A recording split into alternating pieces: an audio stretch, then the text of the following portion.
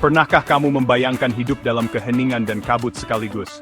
Di mana suara hanya berupa bisikan samar, dan dunia visualmu kabur tak berbentuk. Itulah keseharian yang dihadapi oleh mereka yang mengalami hearing vision low, sebuah kondisi di mana gangguan pendengaran dan penglihatan hadir bersamaan. Bukan tuli sepenuhnya, bukan buta total, melainkan sebuah kondisi kompleks, yang membuat komunikasi, mobilitas, bahkan kepercayaan diri menjadi tantangan berat. Namun ini bukan kisah tentang keterbatasan, ini adalah kisah tentang daya juang, dan bagaimana kita semua bisa turut mewarnai dunia mereka. Hearing vision low atau disabilitas ganda sensorik adalah kondisi ketika seseorang mengalami gangguan pada dua pancaindera penting sekaligus, pendengaran dan penglihatan. Namun, gangguan ini seringkali bersifat parsial, mereka mungkin masih dapat melihat cahaya atau gerakan, atau mendengar suara rendah dengan alat bantu. Tantangannya adalah, keduanya saling bergantung. Jika penglihatan terbatas, kita biasanya mengandalkan suara. Tapi jika pendengaran juga terbatas, komunikasi menjadi sangat terbatas. Kondisi ini bisa bawaan sejak lahir, bisa pula muncul seiring usia, atau akibat penyakit. Bagi banyak penyandang hearing vision low, kesulitan bukan hanya pada aspek fisik, tetapi juga emosional. Bayangkan tidak bisa membaca ekspresi orang lain, tidak menangkap nada suara, tidak memahami isyarat secepat orang lain. Rasa terisolasi, frustrasi, bahkan kehilangan kepercayaan diri bisa datang tanpa disadari.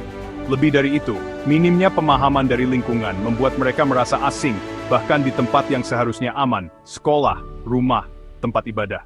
Kita harus memahami gangguan ganda ini bukannya tantangan personal tapi tantangan sosial. Empati bukan sekadar merasa kasihan. Empati adalah kesediaan untuk mendengar meski tanpa suara, melihat meski dengan keterbatasan. Saat berkomunikasi dengan penyandang hearing vision low, gunakan pendekatan multisensorik. Tulis di kertas atau gawai, gunakan gerakan tubuh yang jelas, jangan berbicara sambil menoleh. Perkenalkan diri dengan menyentuh tangan dengan izin. Pastikan pencahayaan cukup saat berinteraksi. Ingat, komunikasi adalah jembatan dua arah. Kita harus sabar, hadir penuh dan menghindari sikap terburu-buru. Kadang satu senyuman hangat lebih kuat dari 1000 kata. Di era digital ini, banyak teknologi yang membantu, aplikasi pengubah suara jadi teks, layar pembesar, sistem braille digital, hingga jam tangan getar untuk notifikasi. Namun teknologi bukanlah segalanya.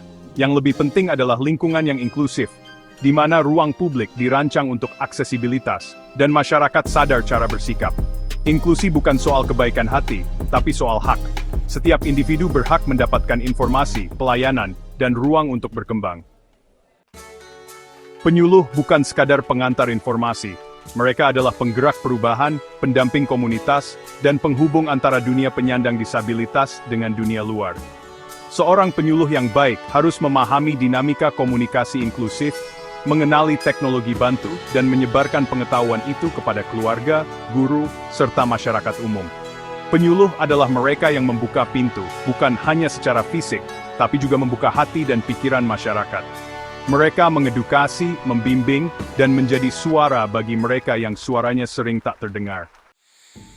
Mereka mungkin tak melihat dengan jelas, tak mendengar dengan sempurna. Namun mereka bisa merasakan ketulusan. Mereka bisa membaca bahasa hati yang murni, meraba empati dari tindakan kecil. Kita semua bisa menjadi penyuluh, minimal dalam kehidupan sehari-hari. Mulailah dari menyapa, dari tidak mengabaikan, dari memberi waktu untuk benar-benar hadir.